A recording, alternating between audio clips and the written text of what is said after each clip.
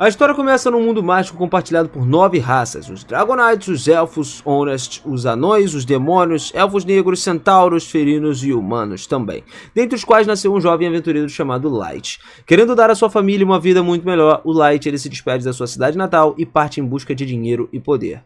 Ao chegar numa grande cidade, Light acaba sendo empurrado pela multidão, mas continua procurando pela guilda dos aventureiros ali. Ele entra numa guilda, se apresenta à recepcionista e pergunta se ele deseja de alguma forma se registrar como novo aventureiro e tudo mais, e quando ele confirma com a sua cabeça, ela explica que ele começaria no nível mais baixo, que seria o rank F, perguntando se ele possui alguma habilidade especial. O Light, ele acaba respondendo que ele tem uma habilidade chamada Gacha ilimitado, né, que acaba permitindo ele rolar cartas aleatórias e invocar elas, e quando ele invoca um garfo quebrado diante dela, a recepcionista fica sem palavras. Envergonhado, o Light ele tenta fingir que os talheres não são a única coisa que ele pode invocar, mas as suas próximas tentativas acabam resultando apenas em um monte de lanches estragados. Decepcionado com a falta de sorte no pior momento possível, Light começa a suspirar e a recepcionista confirma que ele realmente merece o rank mais baixo. Depois de receber as suas cartas de aventureiro ali, ele pergunta sobre as missões e ela orienta a procurar o quadro de trabalhos da guilda. Quando ouviu isso, o Light ele ficou constrangido. A recepcionista percebeu que ele não sabe ler. Sentindo pena do seu compatriota, o humaninho brabinho, ela foi lá sem instrução nenhuma e disse para ele, lendo as ofertas de trabalho e tudo mais. Animado por poder finalmente ganhar algum dinheiro, o Light aceita alegremente as tarefas mais simples. Depois de um dia de trabalho duro, ele conseguiu dinheiro suficiente para alugar um quarto. No entanto, um grupo de ferinos o derruba e acaba que eles começam a zombar dele, enquanto o líder da gangue pega o seu dinheiro. Light implora por misericórdia, mas o cruel homem-lobo acaba o golpeando com um forte gancho, fazendo ele cair novamente. O lobo provoca por mendigar por trocados e vai embora friamente, rindo junto com a sua gangue. Mesmo caído no chão, ninguém da multidão acaba ajudando o nosso garotinho, até que uma gentil elfa o levanta. Surpreso por todos os aventureiros ao redor, Light se afasta assustado. Vendo seu medo, a elfa abraça ele para confortá-lo, enquanto os passantes ali zombam dessa cena toda. Chocado por uma bela elfa surgir do nada ali e se sujar por causa dele, o Light acaba aceitando sua ajuda para se levantar. Os aventureiros se apresentam como membros da Concórdia das Tribos, né? Um ferino chamado Giro aparece explicando que cada membro representa uma das 9 raças e a elfa se apresenta como Sasha. Ela então apresenta os demais membros: o Drago, Diablo, Albeiro, Nano, Sion e Santor, complementando 8 das 9 raças. O Light descobre que o grupo está em busca de um humano para poder simbolizar a união de todos os povos do seu mundo. Quando o Giro aparece lá, estendendo a mão para convidar ele, o Light ele fica atônito por alguém precisar dele de fato, e aceita o convite com felicidade. Logo, o Light começa a explorar uma caverna chamada Abismo, né, o Abyss, junto com o seu novo grupo. Um enorme verme começa a atacar eles, só que Giro corta ele em pedaços antes que pudesse feri-lo. Outro verme aparece ali, surpreendendo por trás, mas Sasha o elimina com o seu arco. Ela repreende ele por ser tão descuidado, lembrando que eles estão explorando uma masmorra mais perigosa do mundo, onde ele poderia morrer muito fácil. Sentando-se então do lado dele, ela começa a curar os seus ferimentos ali. Percebendo o comportamento carinhoso de Sasha, os outros membros começam a zombar dela por mimar demais o Light. Agora, corando como um tomate, a Sasha tenta negar que tenha qualquer sentimento por ele e insiste que só está protegendo um companheiro do grupo. Enquanto os demais ignoram as suas desculpas, Sasha fica ainda mais nervosa, então Drago intervém e anima Light, dizendo que ele faz um chá excelente para o time. Motivado, o grupo então segue mais fundo na masmorra, e quando param diante de um beco sem saída, Light acha que é hora de uma pausa e começa a preparar o chá. No entanto, o Drago interrompe e diz que não precisa de chá, porque eles estão expulsando o Light do seu grupo. E o Light pensa que é uma brincadeira, mas o Drago repete as palavras de forma fria, deixando ele chocado. Giro confirma que ele está fora ali e o Light pergunta o motivo. Giro responde que o grupo não precisa dele, enquanto Sasha o olha com desprezo por sua ingenuidade. Mesmo Sion e Nano começando a zombar de alguma forma dele, do Light, né, por ser tão patético, os demônios nessa hora se mostram aliviados por finalmente poderem se livrar dele. E o Light pergunta por que eles estavam sendo tão cruéis, depois de toda aquela bondade que demonstraram anteriormente. E o Giro começa a revelar que toda aquela gentileza era só uma farsa para convencer ele a se juntar ao grupo. O Light se pergunta por que o grupo tão poderoso precisaria dele, e o Drago explica que era por causa da habilidade especial que ele possuía. Eles recrutaram acreditando que o Light seria um maestro poderoso, mas a habilidade dele se mostrou ser completamente inútil. O Light comenta que a sua habilidade é o Gacha ilimitado, ele nunca serviu para nada, e o Giro ele começa a falar lá, né, concordando, zombando dele por ser um humano sem talento e afirmando que o grupo não precisava mais de um peso morto como ele. Todos sabiam que ele era um fracasso desde o início. Sasha, por sua vez, se pergunta por que eles demoraram tanto para se livrar daquele cara, se sentindo aliviada por poder casar-se com o seu mestre em vez de acabar com aquele humano patético. Atordoado com tudo que ele ouviu, Light mal conseguia reagir quando o Drago decide acabar de vez com ele. Ordenando que Gal, cuide da limpeza geral, acabe com o corpo dele, o Light finalmente percebe que o perigo ainda estava por vir. Ao ver os olhares hostis dos seus companheiros, ele entende que pretendiam matar ele para poder impedir que no futuro ele se fortaleça e busque vingança. Gal saca suas garras e atinge o rosto de Light, deixando um corte no qual o sangue começa a escorrer. Enquanto o grupo observa aquilo ali, o Light corre desesperado, gritando. O Giro começa a rir ali, cara, diz que os monstros do abismo vão fazer dele um almoço. Só que a Sasha dispara uma flecha na perna dele, impedindo ele de fugir. Gemendo de dor, o Light só cai no chão, cara. O Giro ele começa a se divertir com o sofrimento do cara, se aproximando, acertando ele com um chute violento no estômago, derrubando ele de novo. Ele continua a espancar o garoto brutalmente até que Sasha o interrompe, lembrando de que precisam fazer a morte de Light parecer um acidente. Giro então ergue uma garra para poder dar um golpe final, e vendo a morte se aproximar, o Light só rasteja pelo chão, desesperado para continuar vivo. Giro observa ali com prazer um garoto fraco se debatendo diante da morte certa, e de repente a mão do Light pressiona uma armadilha de teletransporte. O Drago começa a gritar para o Giro matar ele o mais rápido possível, antes que o feitiço seja ativado, mas o Light foi teletransportado em segurança antes que pudessem alcançá-lo. Mais tarde, o Light desperta num outro ponto da masmorra. Ainda gravemente ferido, ele pensa que ele seria devorado por algum tipo de monstro a qualquer momento. Mesmo que ele consiga resistir por mais um pouco, o frio cortante da caverna também faz ele lembrar da sua família, que era amorosa e tal, e ele começa a chorar. Ele recorda de toda a gentileza que o grupo demonstrou quando eles se conheceram, se pergunta como que eles puderam se revelar tão cruéis assim, lembrando dos olhares frios que lançavam para ele, levando ele até um beco sem saída. Consumido pela raiva da traição, o Light ele tenta entender como que ele acabou se envolvendo de alguma forma com pessoas tão insanas. A sua confusão se transforma em fúria e ele jura se vingar. O Light ele se levanta determinado a cortar cada um deles ali, mas ele sente um olhar gelado nas suas costas. Quando ele se virou, ele viu uma besta Otto nível 1 que estava observando ele. Ele se pergunta o que aquela criatura tão poderosa faz ali e percebe que a armadilha teletransportou ele para o nível mais profundo do abismo. O cara só dá azar, mano? Enquanto o Otto se aproxima, o Light pensa numa forma de escapar e começa a usar desesperadamente sua habilidade de gasto ilimitado. Ele reza por um milagre e num último frenético toque, ele invoca um enorme círculo mágico. Incrédulo, o Light observa o dispositivo liberar uma aura poderosa, invocando uma antiga fada, reconhecendo ele como seu mestre. A misteriosa fada, ela corta o monstro então em pedaços como se fosse uma cebola, e o resto, literalmente despedaçado da criatura, cai no chão. A fada pousa graciosamente e diante dos olhos chocados do Light, ela limpa a bagunça com um simples movimento das mãos antes de se virar para ele. A fada caminha até o Light, ajoelhando-se humildemente e cura todos os seus ferimentos com magia. Ela pede desculpas por ter curado ele sem permissão, dizendo que não suportava ver ele ferido. E o Light ele se apresenta, ainda sem acreditar que ele acabou de invocar a fada mais poderosa do mundo. Encantado com o seu nome, a fada o repete ali diversas vezes, e jura lealdade absoluta a ele. Sem saber quem ela é, o Light só pergunta o nome dela. Então ela revela que é Mai, a empregada eterna, de nível 99.999. Mai explica que ela é uma carta super ultra rara do gacha do Light. E ele fica surpreso, diz que o gacha só produzia lixo e tudo mais, não acreditando que ele tivesse conseguido invocar alguém tão poderoso assim. Então, vendo o rosto entristecido dele, o Light finalmente concorda e Mai agradece pelo favor. Em seguida, ela acaba pedindo para examinar a habilidade de gacha do Light. E, cara, ele fica surpreso nesse momento, descobrindo que ela possui habilidade de avaliação. A Mai explica que é só uma das suas pequenas habilidades, antes de pedir sua nova permissão, obviamente. E assim que o Light concorda, o olho da Mai começa a brilhar enquanto ela o examina, percebendo que o gacha concede a ele várias camadas de proteção secreta. Mai fica impressionada com o poder da sua habilidade. Ela começa a explicar que o gacha ele parecia inútil porque o Light estava em áreas sem mana, só que no abismo super carregado, o gacha absorve a mana ao seu redor, aumentando as chances de ele conseguir uma carta rara. Mai então descreve todas as classificações da cartas do gacha ilimitado, desde o rank mais alto, que é o extra rank, super raro, ultra power, até as categorias normais ali e o erro. E o Light ainda não entende completamente, então a Mai esclarece que na superfície ele nunca poderia obter bons resultados por causa da escassez de mana ao seu redor. Ela elogia ele por ter descoberto o verdadeiro poder do gacha e por ter entrado num abismo para aumentar suas chances de um sorteio raro. Só que Mai observa que foi extremamente perigoso ele ter se aventurado sozinho. Mas o Light a corrige, revelando que ele entrou no abismo com seu grupo, apenas para ser traído por eles ali e o seu corpo foi torturado por todo mundo. Ao lembrar dos abusos e das zombarias cruéis, ele começa a chorar enquanto conta essa história. O Light ele recorda como seu antigo grupo ridicularizava ele por ser um humano patético. Ele reclamava de todas as provocações cruéis, dizendo que só queriam ganhar a vida honestamente para sustentar sua família e tudo mais. E Mai observa enquanto ele desabafa, completamente devastado pela traição brutal ali dos seus companheiros.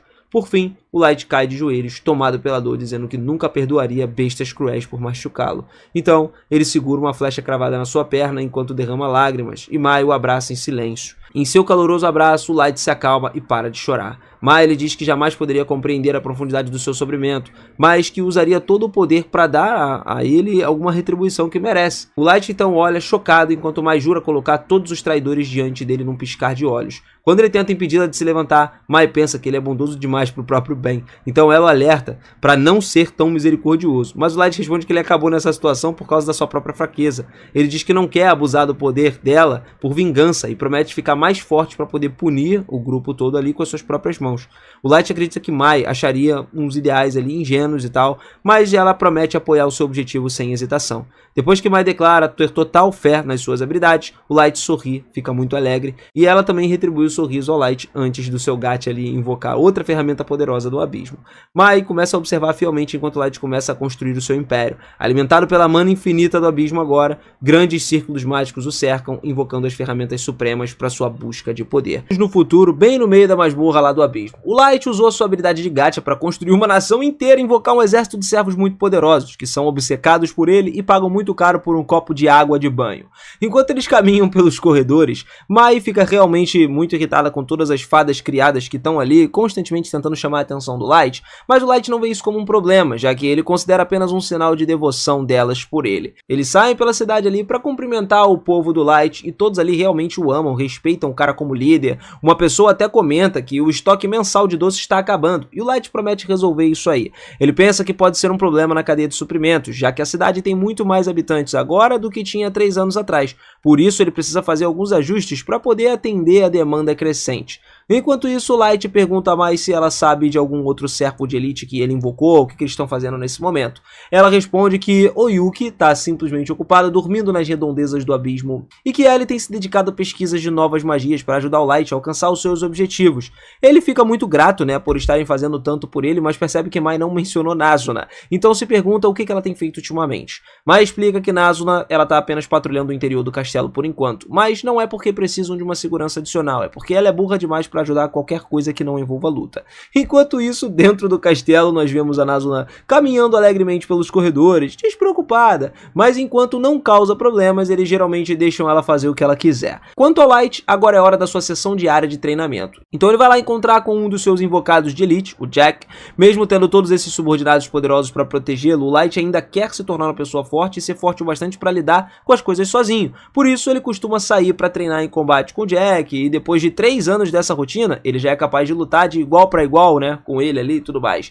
De volta ao castelo, Nazuna ainda tá andando ali sem rumo, até se esbarrar com algumas criaturas encarregadas da limpeza naquele dia. Ela diz que estão numa missão de patrulha super importante, as criaturas elogiam ela por estar fazendo um ótimo trabalho, só que na verdade, a gente sabe que não é isso. Elas estão apenas tentando bajular a garota, para no final das contas conseguir um favorzinho, e tava funcionando muito bem. Agora que a Nazuna tava de bom humor, elas dizem que tem um lugar especial que gostariam que ela patrulhasse por elas, e Nazuna concorda sem pensar 2 vezes.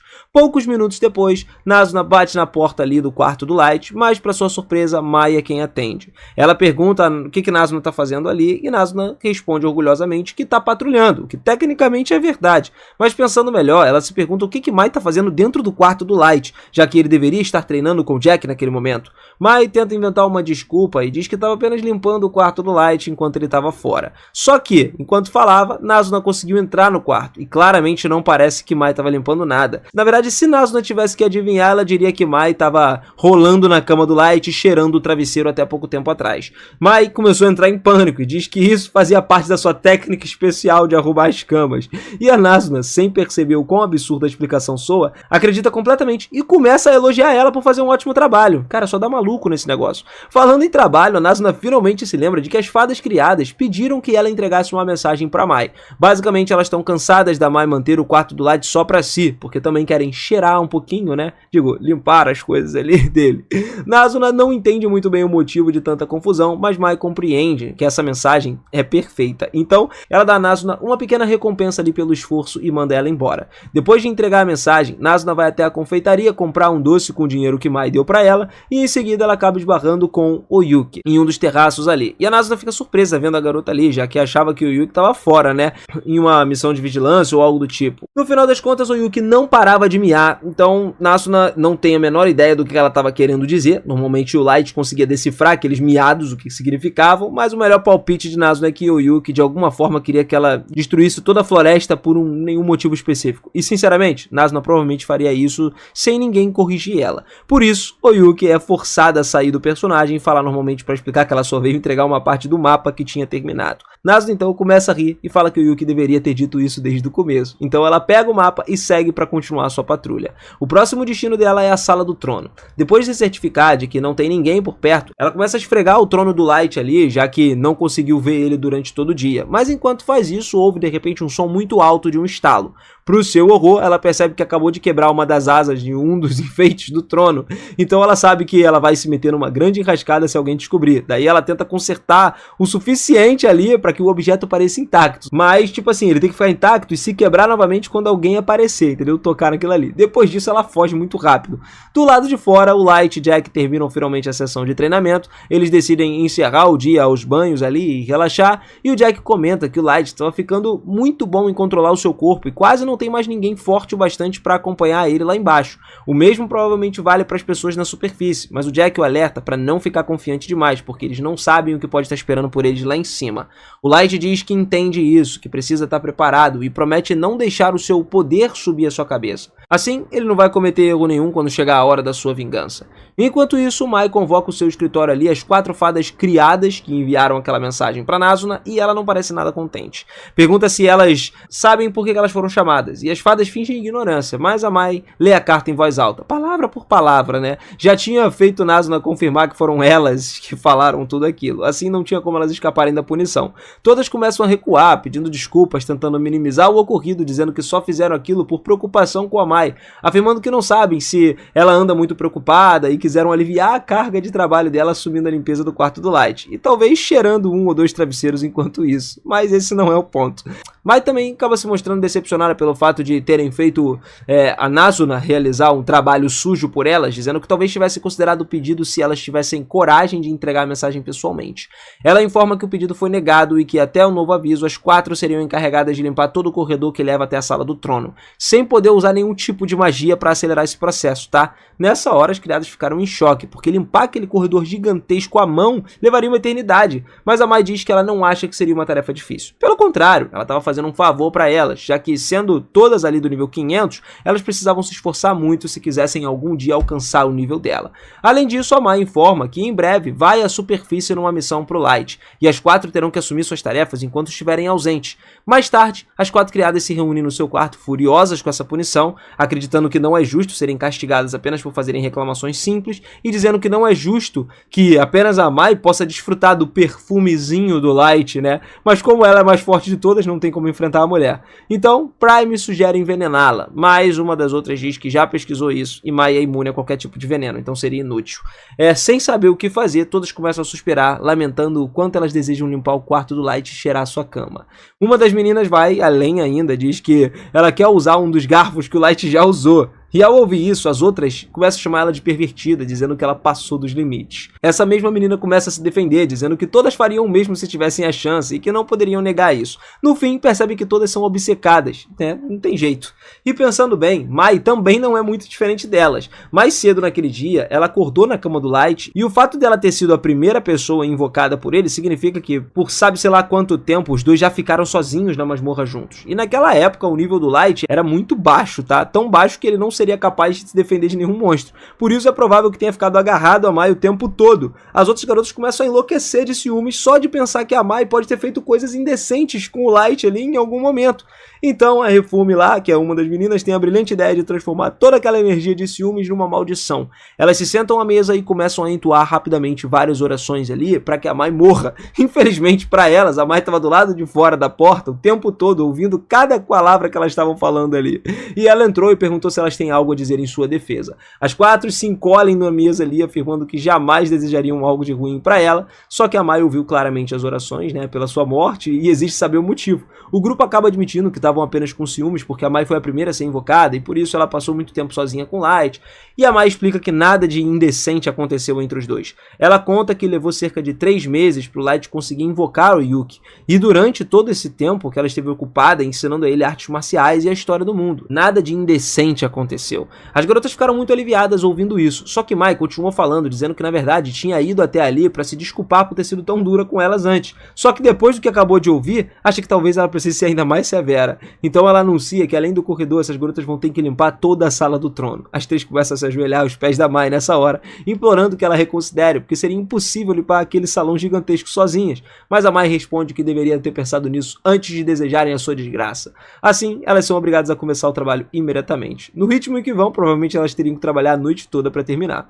Enquanto o Refumi tira o pó do trono ali, uma das asas do enfeite acaba quebrando-se, solta e cai, deixando todas em silêncio, cientes do enorme problema que elas acabaram de se meter, né? Lógico. Enquanto isso, Nazuna tá lá deitada na sua cama, completamente despreocupada com o que tá acontecendo. Na manhã seguinte, o Light sai e encontra o Yuki, Nazuna e Ellie, né, na frente do portão principal, e Nazuna fica particularmente animada em vê-lo, já que não conseguiu falar com ele no dia anterior. Light tenta ir direto ao ponto, mas de repente um Rockhound ali aparece do nada. Embora o Light já seja forte o bastante para que a criatura não represente uma ameaça, ele começa a tremer um pouco de medo ao lembrar do dia em que quase morreu enfrentando um desses monstros. As outras ficam furiosas com o atrevimento de um simples cão em assustar o seu senhor e começam a discutir planos para exterminar toda a espécie. O pobre animal nem tinha feito nada demais, tá ligado? Mas ele percebe ali que o único movimento em falso poderia selar o seu destino, então ele se deita no chão e começa a choramingar de medo.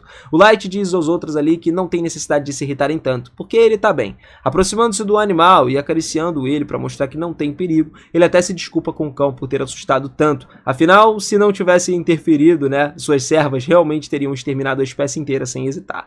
As garotas então perguntam se tem algum motivo específico para ele ter perdido ali, que todas se reunissem naquele lugar, e o Light responde que Mai o avisou que tudo já estava pronto para a missão e que agora finalmente eles poderiam partir para executar a sua vingança.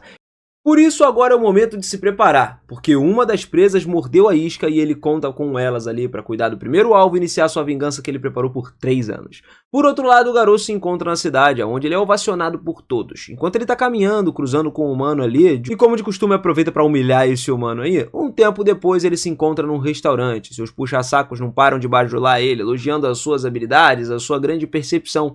E bastante egocêntrico com isso tudo, o Garou menciona que graças ao seu faro ele aceitou apenas os melhores trabalhos, e isso levou ele até o topo. Um dos seus subordinados pergunta se entre esses trabalhos aí, ele estava também aquele que realizou há 3 anos, feito junto com a concórdia das tribos ali, questionando que tipo de missão foi essa. Nesse momento, o resto dos companheiros manda calar a boca, dizendo que aquela foi uma operação secreta que só o grande Garou poderia executar. Ele se desculpa com eles, mas afirma que é obrigado a manter o segredo, enquanto pensa que na verdade aquele foi o trabalho mais fácil da sua vida.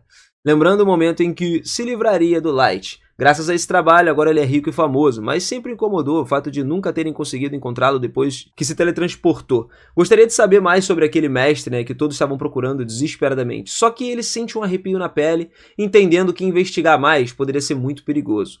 Justo nesse momento, Mai aparece no restaurante e pede desculpas pela interrupção. Numa mudança de cena, nós vemos que na masmorra, ela se faz passar por Devil lá, né? Enquanto é escoltada pelo grupo de Garou. E se lembra de como no restaurante ela se apresentou como uma serva leal do Light e contou que o jovem mestre Light pertencia a uma linhagem nobre que estava procurando desesperadamente.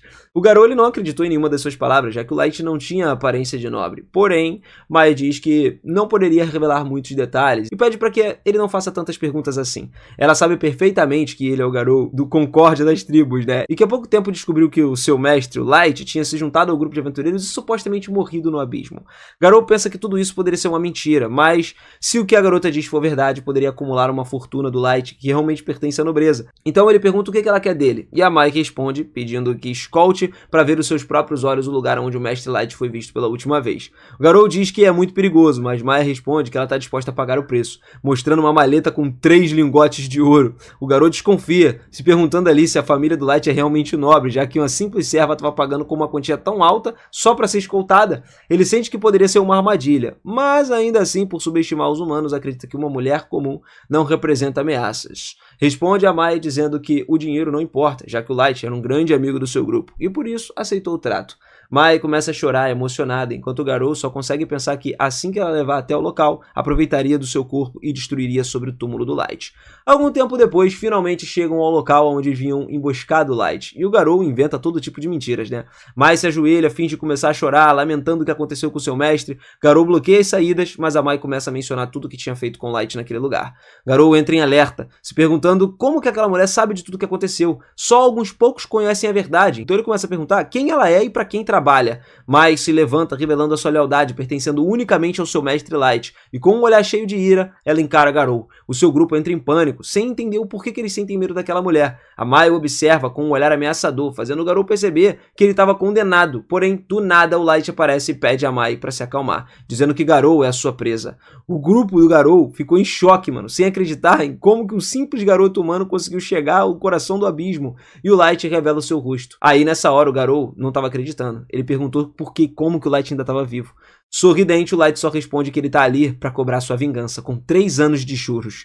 Garou começa a rir, perguntando se um simples humano de nível 15 voltou pra se vingar dele, um homem besta de nível 150. Ele diz que não faria a menor ideia de como sobreviveu, mas que cometeu um erro da sua vida absurdo em mostrar o rosto diante dele, porque uma vez morto, levaria o seu corpo e seria coroado pelo rei dos homens besta. O Light, decepcionado, pergunta ao Garou se ele não tem curiosidade de saber como ele continua vivo e qual é a relação com a Mai. E o Garou admite que tem razão, porque ele não consegue medir o poder daquela estranha serva dele. Mas isso não importa, já que 2 humanos não poderiam fazer absolutamente nada com todo o seu grupo, composto por guerreiros acima do nível 130. Além disso, pouco lhe importava como Light sobreviveu, acreditando que provavelmente foi graças àquela mulher, né? Light responde que ele não tá totalmente errado, mas o Garou não perde tempo e ordena que o eliminem. Em só um instante, Mai então arranca a cabeça de 2 dos subordinados do Garou, e o Light agradece por ter intervido, mas pede para que ela bloqueie a saída. E o Garou não consegue acreditar no que ele acabou de ver. Basicamente, as crianças derrotando seus companheiros com uma facilidade absurda, mas o Garou pede que eles mantenham a calma, porque foi só um ataque surpresa, afinal seres inferiores como os humanos jamais poderiam superá-los. O Light responde dizendo que ele estava bastante decepcionado, porque nada mudou naquele cara, perguntando se nunca ocorreu neles, né, que os verdadeiramente fracos são as outras raças. O Garou começa a ordenar que ele pare de falar estupidezes, lembrando que as reservas de mana dos humanos são mínimas e mostra o seu nível lá, que é 158. O Light comenta que o nível alcançado por cada raça varia de uma forma enorme, tá? E que por causa dessa diferença surgiu uma discriminação contra os humanos. Gar começa a gritar que por essas razões os humanos são lixo, mas o Light pede então que explique por que 2 dos seus homens estavam caídos no chão. Daí o Garou respondeu que ele deveria ter usado algum tipo de objeto mágico, e rapidamente todos começam a avançar contra o Light. Só que o Light derrota todo mundo com maior facilidade, e depois ele se aproxima do Garou perguntando se ele já se cansou. Cegado pela raiva, vendo o Light olhando pra cima, o Garou ele recua e avisa que ele faria o Light pagar por se achar alguém superior, e quando na verdade não passa de um inútil, tá? Sem perder muito tempo, ele invoca a sua besta mágica, o Fenrir. E aí, confiante, ele avisa para se preparar para sofrer com a sua arma secreta, que era um Fenrir de nível 500. O Light ele só suspira, mencionando que ele é pateticamente fraco, cara.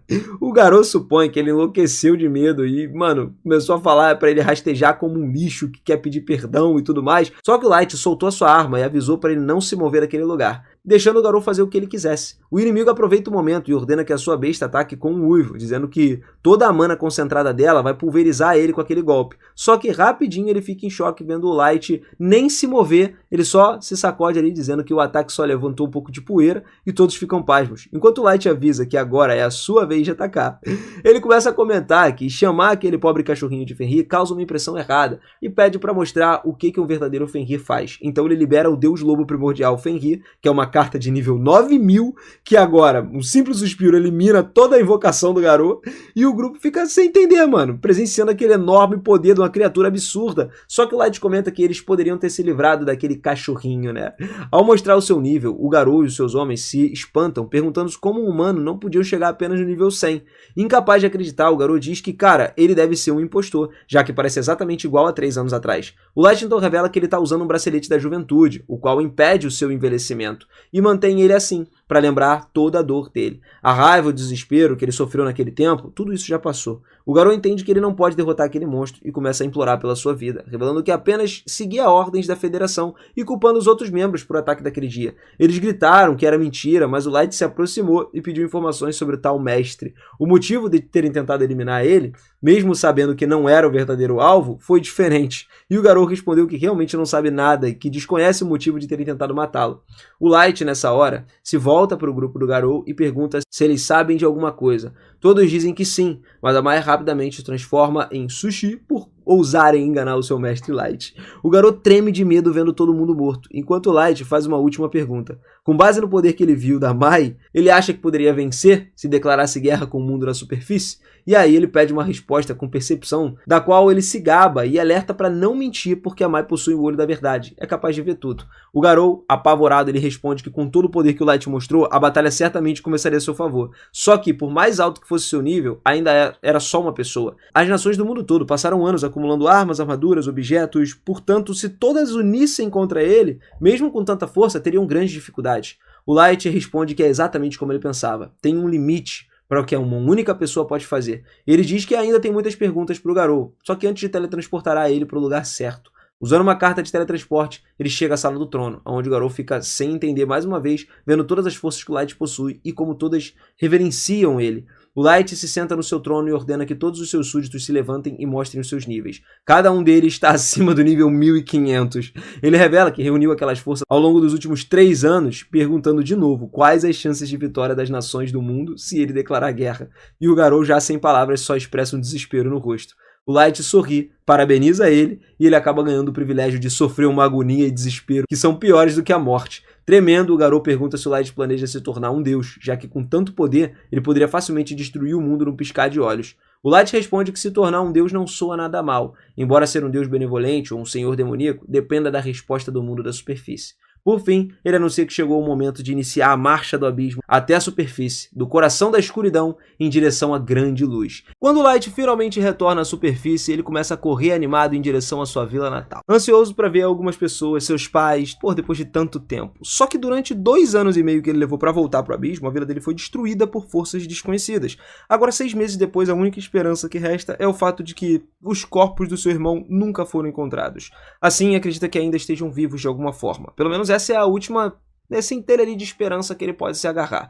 Depois de prestar homenagem às vítimas, um dos seus subordinados, Gold, decide que já é hora de partir, porque ele não quer acampar ao ar livre no seu primeiro dia de volta à superfície. Emumu, a garota que estava do lado dele, imediatamente repreende por essa atitude, enquanto seu mestre ainda está em luto pela família. O Light só observa toda aquela interação com um sorriso, pensando que nunca sabe se esses dois são melhores amigos ou inimigos mortais.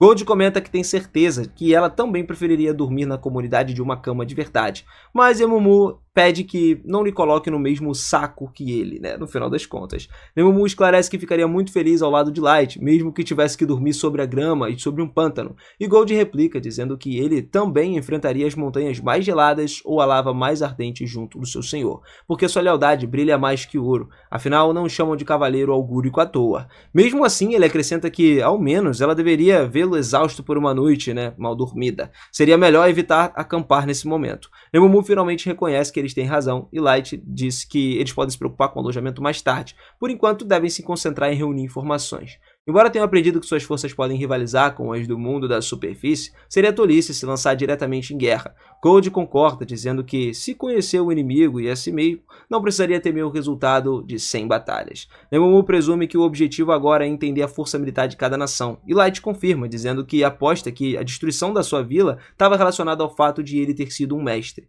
Ele quer descobrir o que faz de um mestre alguém tão valioso a ponto de justificar tanto derramamento de sangue. E só de pensar nisso, o sangue dele começa a ferver. Enquanto o show treme sob seus pés de tanta fúria, o Light menciona que, se a verdade por trás de tudo for realmente perversa, então ele transformaria esse mundo no inferno ardente. Até mesmo o Emumu, né, se mostra preocupada vendo ele naquele estado. E o Gold começa a advertir para conter esse tipo de ira quando estiverem na cidade, já que poderia acabar matando alguém. O Light se acalma rapidamente e se desculpa, prometendo ter mais cuidado. Em seguida, ele usa suas habilidades para invocar a Máscara do Tolo, justamente para ocultar sua identidade, né? Assim, o Light se despede dos seus pais e finalmente parte com os seus subordinados. Enquanto eles voam em direção ao próximo destino, Emumu pergunta ao Light qual seria a sua primeira missão na superfície. Gold pede que ele tenha cuidado com as palavras, e Light lembra que, quando estiverem na superfície, ele não será o Light, mas sim Dark. E Nemomu se desculpa pelo erro, e Gold explica que, obviamente, eles não podem usar o nome verdadeiro ali, ou a concordância das tribos, e descobriria eles. Com isso resolvido, Light informa que vai registrar Dark como um aventureiro e subir no posto realizando missões. Assim ele vai poder obter algumas informações mais valiosas. Por hora, o foco vai ser aumentar o seu nível como aventureiro. Gold e Nemomu concordam com isso e logo avistam algo no horizonte. Eles presumem que seja Dagas. Então Light decide pousar e seguir a pé ali a partir daquele momento, né? E poucos minutos depois vem um grupo de anões tentando roubar a carroça de um humano. O pobre homem apenas implora que não machuque seu filho, mas os anões claramente não têm boas intenções. O Light confirma que as coisas não são muito civilizadas lá em cima, e nesse momento a armadura reluzente de Gold chama a atenção dos anões. Nemomu repreende imediatamente, mas Gold apenas ri, dizendo que não seria o cavaleiro augúrico sem os seus brilhos ali que o caracterizam. Os anões os ameaçam, dizendo que matariam o humano e o filho caso não se rendessem, e o Light pronuncia uma única palavra. Em questão de segundos, todos os anões estavam amarrados graças a Gold e Nemomu. O homem e o menino ficaram atônitos, vendo o tamanho da força dele, e o humano oferece levá-los até Dagas em sua carroça, né, como uma forma de agradecimento. O garoto fica empolgado, comentando que nunca tinha visto humanos derrotarem anões tão rápidos assim. Eles deviam ser super fortes. E como estavam indo para Dagas, cara, um homem presume que o seu objetivo seja entrar e explorar a masmorra, já que aparentemente eles devem ser um grupo de aventureiros famosos. Light então esclarece que eles na verdade são só aspirantes a aventureiros e querem visitar Dagas para poder se registrar na guilda e subir até o rank A. A informação surpreende todo mundo, tá? Mas o homem diz que eles estão indo no lugar certo. Afinal, Dagas é a cidade mais ao sul do Reino dos Anões e fica exatamente na fronteira com o Reino Humano e leste do Reino Élfico a oeste. Então assim, embora haja muitas disputas entre os países, a masmorra local é de alta qualidade, atrai muitos aventureiros, torna a cidade bastante próspera, apesar do seu caráter rural, e tem também uma boa quantidade de humanos reunidos ali, o que permite que o homem consiga administrar uma pousada voltada para eles. E depois de algum tempo, finalmente eles chegam a Dagas. O homem os deixa na entrada da cidade, e antes de ir embora, ele se apresenta como Carnel e pede que passem na sua pousada, caso planejem pernoitar por ali. Quando se preparam, o garoto comenta que é um pouco estranho novatos serem tão fortes, e Carnel concorda, dizendo que a situação deles deve ser especial. Nemomu e Gold finalmente podem ver como são as cidades da superfície, já que é a primeira vez em que os dois visitam. Gold observa que tem muitas lojas vendendo armas, armaduras, tudo pela região, e Light explica que isso se deve à grande quantidade de aventureiros, além do Reino dos Anões ser especializado em ferraria. Uma vez dentro da guilda, então, confirma que o Light tinha razão. A maioria das aspirantes aventureiros é humana. No entanto, percebem também que os humanos praticamente se encolhem diante das outras raças, o que significa que eles também são maltratados ali. Ao se dirigirem à recepção para registrar o Light sob o nome de Dark, Nemomu imediatamente causa um alvoroço, exclamando que o seu mestre não é um rank F. A recepcionista responde que todos começam no mesmo nível, porque é o que ditam as regras, né? Nemomu insiste, dizendo que Dark deveria ser a exceção, já que ele é o mestre supremo acima de todos os outros. A recepcionista recusa novamente e Light se inclina para se desculpar pelo comportamento do seu subordinado, afirmando que está feliz em começar o rank F. Depois de se registrarem com sucesso no Grêmio, Nemomu chora por ter arruinado tudo ao ponto do seu mestre precisar se desculpar por ela. Gold não perde a oportunidade de provocá-la, mas Light tenta consolar ela para que pare de chorar. Pouco depois decidem ir à pousada de Carnel, onde Light diz que gostaria de alugar o último andar por um mês. Ele também pede educadamente, que ninguém, nem mesmo os funcionários, suba até lá durante a estadia dele. Light oferece uma grande quantidade de moedas de ouro para compensar o incômodo, mas Carnel se recusa rapidamente, dizendo que não pode aceitar dinheiro de alguém que salvou sua vida. Mesmo assim, o Light pede que considere isso apenas mais uma das suas ordens. Então, Carnel acabou aceitando, prometendo que vai providenciar tudo que for necessário. Tudo ocorreu conforme seus desejos. Já no quarto do hotel, o Light usou a habilidade para liberar o silêncio, interferência mágica e detecção em todo o andar superior. Com isso, em questão de segundos, eles eliminariam qualquer objeto mágico problemático que pudesse vigiar eles ou ouvir a sua conversa. Ele pediu para que todos relaxassem, mas Nemomu disse que entendia porque ele tinha escolhido passar por um aventureiro no mundo da superfície. No entanto, apesar do seu grande poder, sempre existia a possibilidade de que saísse ferido lá de cima. Por isso, poderia ter permanecido no abismo e simplesmente dado ordens para cuidar de tudo. A mão do Light de repente se fechou num punho, interrompendo Nemomu para perguntar se, por acaso, ela está tentando excluir ele do seu próprio plano de vingança. Nemomu imediatamente respondeu que jamais se atreveria a fazer algo assim, mas todo lugar começou a tremer devido à fúria no momento, tá? Então ela se ajoelhou no mesmo instante e implorou perdão, dizendo que tinha passado dos limites e que queria que ele esquecesse tudo que ela disse naquele momento. O Light observou ela com raiva, mas o momento foi interrompido pela risada de Gold, que comentou que tem coisas ali que um bom homem deve enfrentar. Não importa o perigo que aconteça, que eles representem, o seu mestre buscava obter retribuições com as suas próprias mãos, sem intermediários, e isso era digno de aplausos. Light sorriu e finalmente se acalmou. Depois, ele se aproximou suavemente de Nemomu para se desculpar, dizendo que sabia que ela estava apenas preocupada com a sua segurança, mas que as suas emoções tinham dominado ele. Nemomu recusou o pedido de desculpas, dizendo que a culpa era dela por ter ido longe demais e queria que ele permitisse que ela renovasse o seu juramento de lealdade. O Light aceitou com certa relutância isso aí, mas Nemomu nessa hora segurou seu pé com devoção e o beijou suavemente. Light sabia que o beijo no pé era um gesto profundo de respeito e que muitos líderes exigiam isso dos seus seguidores, mas achava tão constrangedor que não era algo que ele gostasse, né? O momento foi repentinamente interrompido por Gold, que comentou o quão fetichista a cena parecia. Depois de um breve silêncio, Nemomu gritou pedindo que ele não transformasse a sua demonstração de devoção por Light em algo pervertido. O Light se afastou em silêncio, enquanto os dois começaram a discutir como sempre, sem querer se envolver. No dia seguinte, os três seguiram para o mercado, observando algumas coisas diferentes que eram vendidas por ali. O Light comentou que, sem dúvidas, o lugar parecia muito animado, então a masmorra deveria ser tão boa quanto todo mundo estava falando. A brilhante armadura de Gold chamava muita atenção, fazendo as pessoas ao redor começarem a falar sobre ele, também sobre Nemomu, né, pela sua aparência. Alguns também comentavam sobre a estranha máscara do Light. Ele sabia que combinava perfeitamente com a sua personalidade sombria, embora talvez chamasse atenção demais. Depois de caminharem por um tempo, finalmente eles viram uma enorme fila de pessoas esperando para entrar na masmorra. Gold mencionou que não parecia ter elfos por ali, e o Light explicou que a ausência deles se devia ao fato de que o reino dos anões e o reino dos élficos estavam atualmente em disputa sobre quem tinha o direito daquela masmorra. Nemomu o elogiou enquanto abraçava por trás, dizendo que ele sempre tinha uma resposta para tudo, e perguntou se realmente precisava estar daquela forma. Ela lembrou que o seu dever era proteger suas costas e garantir que ele estivesse seguro o tempo inteiro. E nesse momento, 3 pessoas encapuzadas se filtraram do nada na fila, chamando a atenção do Light. Ele percebeu que o que carregavam no bolso devia ser um servo e que um dos outros parecia ter um treinamento razoável, embora apresentasse muitas brechas, tá? Só que o homem que ia na frente se movia com uma precisão impressionante, apesar da enorme arma que ele carregava nas costas. Certamente era um guerreiro experiente. As crianças que estavam atrás dos 3 encapuzados ficaram incomodadas ao vê-los furar a fila descaradamente, se perguntando se deveriam fazer algo. Ainda assim, tinham medo de que pudessem ser membros da Dragon News, né, ou algo parecido, sabendo que odiavam os humanos. O Light notou um conflito interno deles e decidiu intervir, dizendo que era falta de educação furar a fila e tudo mais, e aí o homem, que tinha uma arma gigantesca, olhou pra cima perguntando se ele estava falando com ele. Ignorando a tentativa de intimidação, o Light comentou que não via nenhum outro idiota que tivesse furado a fila. Ele não disse isso em voz alta, mas ele pensou. O homem só advertiu, dizendo que ele não sabia com quem que ele estava se metendo, e o Light respondeu calmamente que estava claro que ele não sabia, já que todos ali estavam com o rosto coberto. Mesmo supondo que fosse alguém famoso, isso ainda seria mais motivo para não cometer uma falta de educação tão grosseira, e o Gold concordou, dizendo que aquilo certamente prejudicaria sua reputação. Nemomu afirmou que eles estavam sendo um incômodo, então deveriam ir para o final da fila, a menos que fossem estúpidos demais para entender como uma fila funcionava. Aí, irmão, o homem empunhou a arma dele, dizendo que nenhum verme humano miserável tinha direito de falar com ele daquela forma, e o companheiro dele deteve ele muito rápido, pedindo para que ele se contivesse, porque causar um escândalo não seria algo prudente naquele momento. E também lembrou de que usar a espada seria algo exagerado, e com isso o homem decidiu recuar. Os 3 encapuzados se dirigiram para o final da fila, mas o homem falou pro Light, dizendo que lembraria dele. O Light se desculpou com as outras pessoas por causa de tanto alvoroço, mas todos aplaudiram ele e disseram que ele tinha feito certo.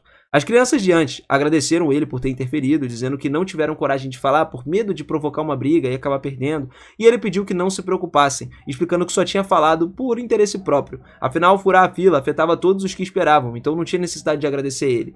De repente, uma das crianças perguntou a Gold se sua armadura era realmente feita de ouro. Claramente curiosa, né? As outras repreenderam por ela ser tão intrometida, mas as pessoas ao redor também queriam saber. O Light já começou a pensar, putz, gente fofoqueira, né? Que isso? Aí o Gold se preparou para se exibir, mas Nemomu rapidamente interrompeu e disse a todos que a armadura era totalmente falsa. Explicou que seria inútil fabricar uma armadura de algo tão maleável quanto o ouro. A criança de antes comentou que então ele era apenas um exibido com uma armadura chamativa de mau gosto. E o amigo calou ele imediatamente e se desculpou pelo mau comportamento. Mas o Light diz para não se preocupar, tá? Ele explicou que o Gold usava aquela cor da armadura para simbolizar a dedicação ao código da cavalaria. O Gold concordou, dizendo que não existia cor melhor para representar o brilhante exemplo que ele oferecia para todos os cavaleiros. E o Light sabia que isso ajudaria a ganhar uma certa notoriedade como grupo de aventureiros, tá? Uma das crianças perguntou se era a primeira vez que ele explorava a masmorra daquele lugar, e o Light admitiu que era óbvio que tinham notado, né? A criança disse que os andares daquela masmorra eram muito mais extensos do que qualquer outra, por isso era muito comum que os aventureiros acampassem lá dentro. Só que notou que eles não carregavam equipamento para isso, então supôs que era a primeira vez. E o Light agradeceu pela informação, mas a criança minimizou ali e se desculpou por não poder ajudar mais. Quando as crianças entraram na masmorra, Gold comentou que não sabia que a falta de equipamento era um problema, né? Denunciaria eles tão fácil. E o Light explicou que eles estavam acostumados demais a usar uma caixa de itens para armazenar suas coisas. Então Nemumu perguntou se deveriam levar algumas bagagens falsas para disfarçar. Finalmente chegou a vez deles entrarem na masmorra e o Light disse a Nemumu que teria que pensar nisso mais tarde. Nemumu observou ali todo o entorno, comentou que era a primeira vez que eles entravam numa masmorra diferente do abismo, mas achava muito estranho o fenômeno de existirem em todo o mundo em diferentes formas e tamanhos. Gold mencionou que o jovem líder do grupo, que tinha conhecido antes, disse que aquela masmorra era particularmente extensa, e o Light explicou que teriam que analisar o núcleo da masmorra para poder desvendar o mistério por trás de todas elas, mas que isso se mostrava algo impossível. Mesmo para ele, as masmorras estão cheias de mana, que se torna mais forte quanto mais fundo se vai, e esse poder pode ser usado para criar diferentes coisas, incluindo monstros, armadilhas e também tornam infinitas variáveis. Depois de caminhar por um tempo, eles chegaram numa área aberta com as montanhas e criaturas voadoras, e com isso confirmaram que as masmorras são mundos próprios, completamente diferentes da superfície. Nemumu informa ao Light que não percebeu ninguém em seus arredores imediatos, e sem perder tempo, ele começou a usar o seu dom para liberar 3 cartas: Clarividência, Ocultação e Voo. Graças a isso, eles poderiam voar facilmente sobre a Terra, usando Clarividência para poder encontrar o próximo andar, e a Ocultação para evitar que os inimigos, vissem eles pela rota mais curta possível. Enquanto isso, o homem encapuzado de antes descontou sua frustração nos monstros da masmorra. Ele afirma ser o mais jovem e mais talentoso dos Cavaleiros Brancos do Reino Élfico, aquele que recebeu reconhecimento mais rápido do que qualquer outro graças ao seu puro talento. Ele se apresenta como Kaito, que é o herói lendário com o sangue de um mestre. Mais uma vez, o seu companheiro Yannick tenta acalmar ele, mas o Kaito não tem como. Ele faz ele calar com a raiva, dizendo que aqueles vermes da superfície tiveram a audácia de insultar ele e que sabe que o motivo disso é o seu baixo nível de 1500. Yannick diz que o seu nível não é nada desprezível, já que supera muito os limites típicos dos elfos, tá? E o Kaito, ele discorda, dizendo que, cara, é uma vergonha um herói lendário como ele, que ainda não tem como seu limite ser 1500, cara. Ele só precisa subir de nível, então esmagaria todos os porcos que zombassem dele. Yannick concorda e por isso lembra que eles formaram uma aliança mutuamente benéfica, de modo que não vê problema em colocar os resultados da sua pesquisa a serviço do Kaito. Mas o herói se vira, se afasta ali com desgosto, sabendo que ele não pode confiar nem um pouco naquele elfo negro, e assim planeja enterrar ele quando ele terminar de ajudá-lo a subir de nível. Enquanto isso, o Light abate uma grande quantidade de orcs, pedindo só para que Gold e Nemumu lá peguem as gemas mágicas e deem o dia por encerrado. Afinal, ele só precisava apresentar ao Grêmio a prova de eles terem chegado até o 3º andar, pelo menos por enquanto, tá? Feito isso, eles retornaram ao 1º andar em pouco tempo, graças aos poderes do Light, e enquanto voavam, o Light notou um grupo de crianças que tinham conhecido antes, que estava sendo cercado por goblins. Eles pararam para observar um pouco, e Gold comenta que os 3 garotos na frente são os combatentes, enquanto a garota atrás oferece suporte com magia. As crianças derrotam facilmente os goblins, mas o Light, ele decide pousar para dar um aviso para eles, lembrando de manter a concentração no inimigo, que é a parte fundamental do combate, mas que não devem deixar de distraí-los, de proteger a retaguarda. Nesse momento, as crianças percebem que ele tinha detido uma serpente rastejante que estava prestes a atacá-los, e Light adverte que a mordida de uma dessas não mataria eles, mas poderia deixar eles paralisados por um tempo, o que seria fatal em plena batalha. O garoto se curva, agradecidos pelo aviso, mas de repente aparece uma matilha de lobos arbustivos. O Light, ele sabe que essas criaturas costumavam viver nas partes mais profundas da floresta, então é estranho ver elas se aproximando da superfície. As crianças se preparam para fugir, mas o Light não se move do seu lugar, e os lobos dos arbustos ali começam simplesmente a correr por ele, o que significa que eles estavam fugindo de algum perigo ainda maior. Em questão de segundos, veio um gigantesco louva-a-Deus quádrupla, cara, fazendo com que todas as crianças se congelassem de medo e perceberam que já era. E no final era um mantis gigante de 4 foices. Chocado, os jovens se perguntam como aquele tipo de mantis apareceu, já que a sua espécie tinha sido extraída há mais de 10 anos. Quando se prepararam para fugir do monstro, o Light perguntou se ele podia caçar esse monstro sozinho. Nemo observou que o mantis era de nível 500 e os garotos pediam para um grupo ir embora, achando que ele é poderoso demais para eles. Logo, o mantis avança contra o grupo e Gold assume a dianteira ali, bloqueando os ataques, e depois de trocar alguns golpes com o inimigo, o Gold percebe que eles não deveriam ser subestimados. Então o Light lança uma flecha de fogo, mas o mantis reflete o ataque no seu corpo resistente. Observando a batalha, o líder dos garotos pede para sua maga, Mia, ajudar, mas o problema é que ela estava paralisada ali, espantada, vendo vendo o Light lançar magia sem nenhuma encantação ali, o cara não cantava nada nem nada, então ele tentou fazer com que ela se concentrasse, mas o Gold garante que estava tudo sob controle. Se preparando para lutar, Gold diz aos garotos que prestem atenção enquanto ele combina ataques de defesa para derrotar o Mantis, e como se ele tivesse ouvido as suas palavras, o monstro avança de novo. Gold bloqueia facilmente o golpe do seu escudo, quebrando todas as foices da criatura com um impacto, e aproveita a abertura para poder cortar uma das suas pernas. Depois disso, o Light decide mostrar suas habilidades e dispara uma rajada de flechas flamejantes contra o inimigo. O Mantis tenta desviar, mas as flechas se curvam e atingem pelas costas.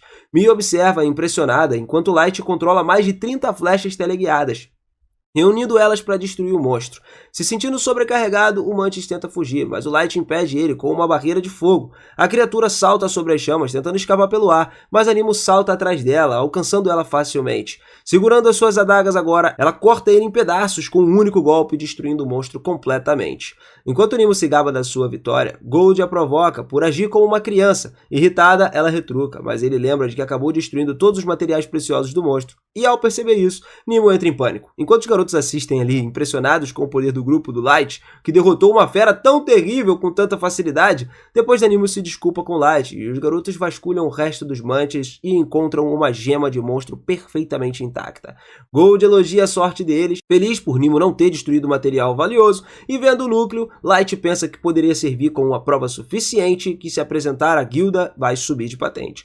Os garotos perguntam ao Light se ele pertence ao grupo de alto nível, tentando aumentar o seu ranking, e ele responde que na verdade eles são só de classe F, tá ligado? Deixando todos muito confusos. Mia então usa magia para criar uma enorme bolha de água, ajudando o grupo do Light a se limpar.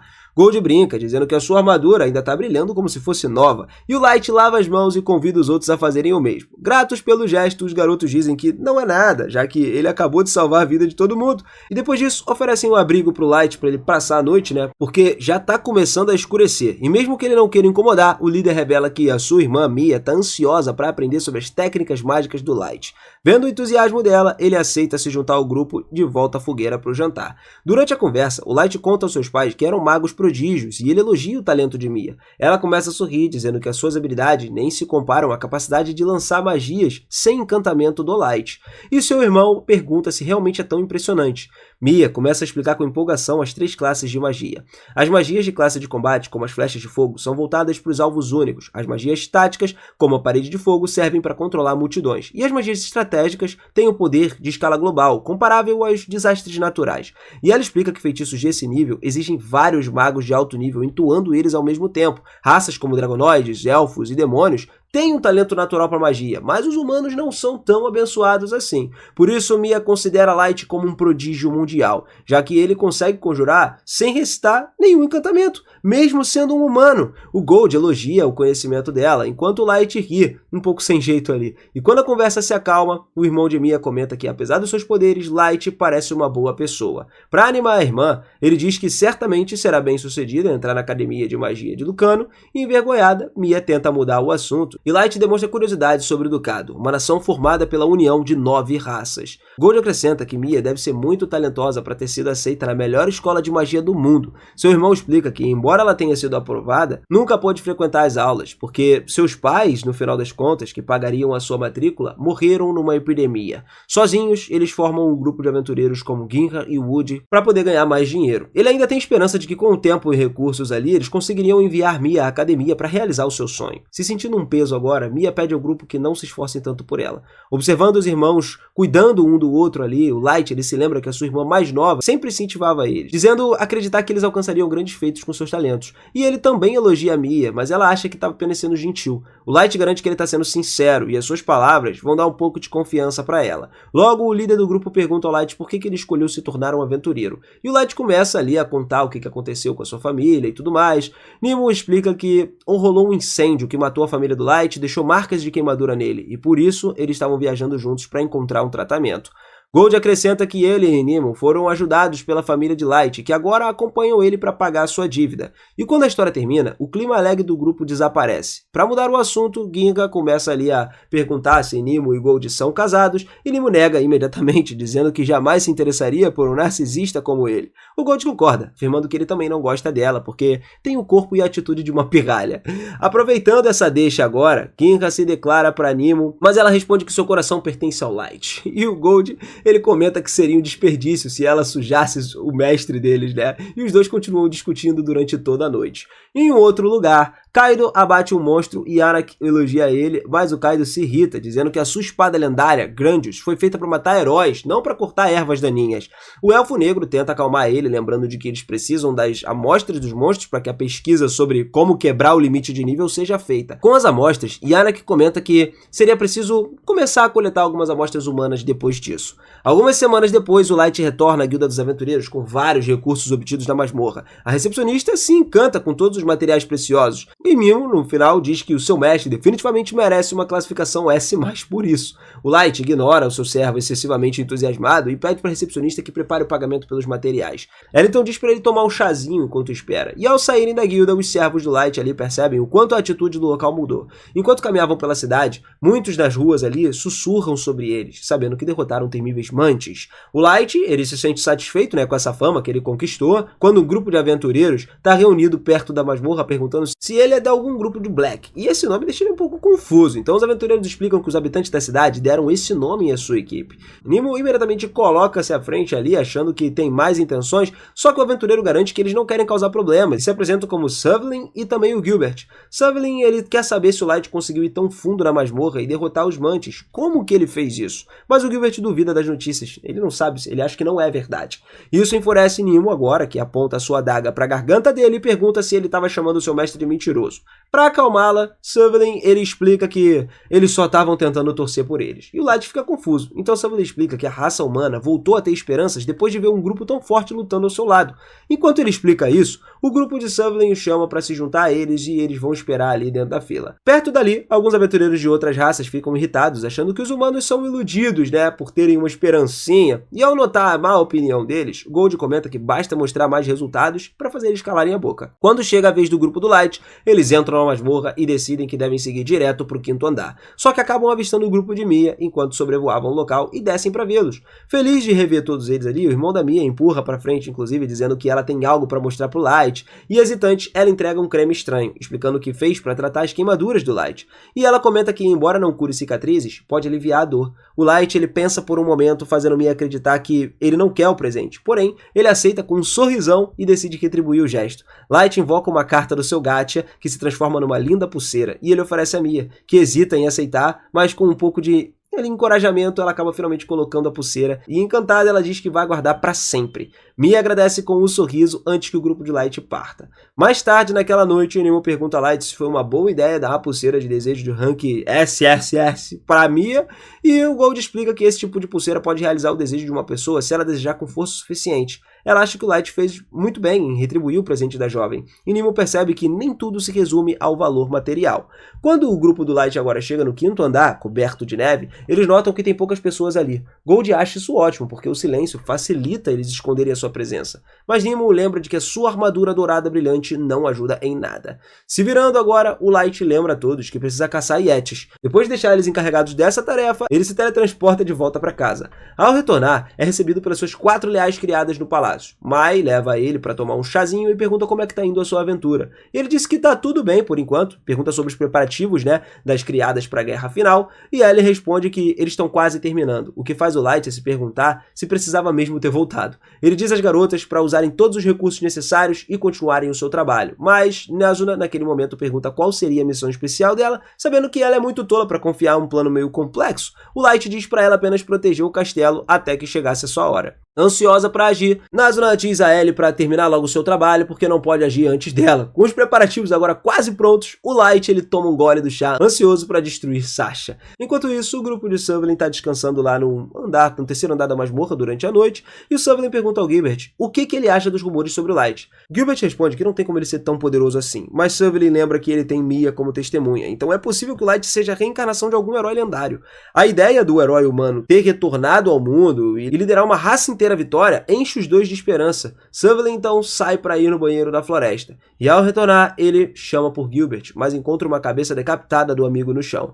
Em seguida ele vê Kaido ali parado, impaciente e irritado por Suvelin ter demonstrado tanto, e ao perceber que seus homens morreram sem sequer lutar, Suvelin entende que não tem chance contra um poderoso elfo. Kaido pisa na cabeça de Gilbert, tentando provocar Sutherland para que ele ataque, mas o homem se mantém muito calmo e lança uma granada de fumaça para escapar. Enquanto foge, ele pensa que o elfo não pode vê-lo para poder usar magia, mas o Kaido consegue localizar ele mesmo através da fumaça, voando com um feitiço. Ele então atinge Sutherland com um ataque muito poderoso, deixando ele completamente chocado ao ver que o elfo estava flutuando.